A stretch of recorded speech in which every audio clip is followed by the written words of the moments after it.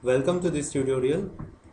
In this tutorial, we will learn about the intuitive computation of poles and zeros and estimation of bandwidth, which is very often required in various of practical applications in designing amplifiers and in estimating the bandwidth of any amplifiers and other aspects.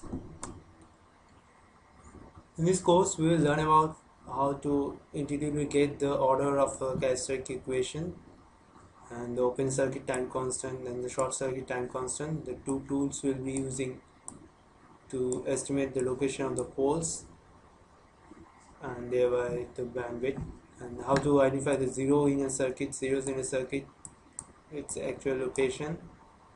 A few examples, and when these techniques are not applicable, I mean the limitations, followed by your question and answers. Well, what do you mean by the degree of the characteristic equation? It means basically the number of state variables you can assign to any circuit, the number of natural frequencies that are present in a circuit, all are the same things.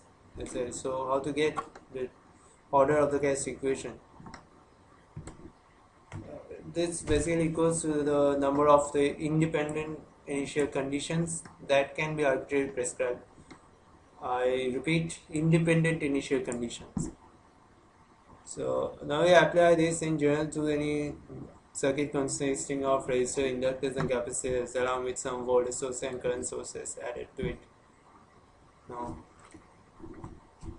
what will be the order of the characteristic equation in that case? As you can intuitively understand that the initial conditions will only be applicable to the L and C, the capacitors and the inductors. The capacitor voltages from the initial conditions and the inductor currents from the initial conditions. So you can guess that the order of this characteristic equation will be equal to the number of the reactive elements present in the circuit. Is this correct? Well, unfortunately, this is not correct. This is wrong. So now you will ask me why this is wrong and what will be the correct answer. Well, recall that I mentioned that the number of initial conditions that can initial condition that can be prescribed to the circuit. It may happen that the capacitor voltage, all the capacitor voltages, initial condition cannot be independently applied prescribed to it. Same in the case of the inductors, they cannot be independently assigned. So we have to take care of those two conditions.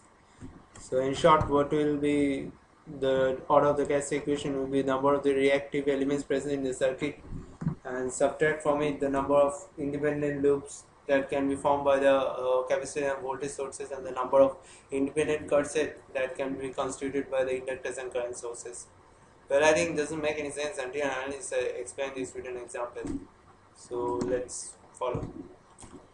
So in this example, you can find 3 capacitors and 2 inductors, so all total 5 number of reactive elements.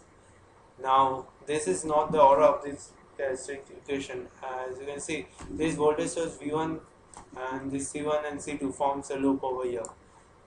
So when you apply KVL, when you fix the two voltages, let's consider the state variable at V1 and the voltage across the capacitor C1. The C2 is already fixed.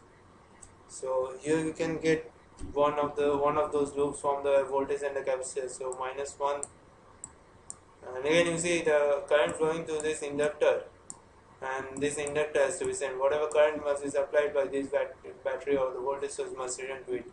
So this runs must be sent. So these two forms a cut set. These inductors form the independent cut set. So here we again a -1, and so we end up with the order of the circuit as 3.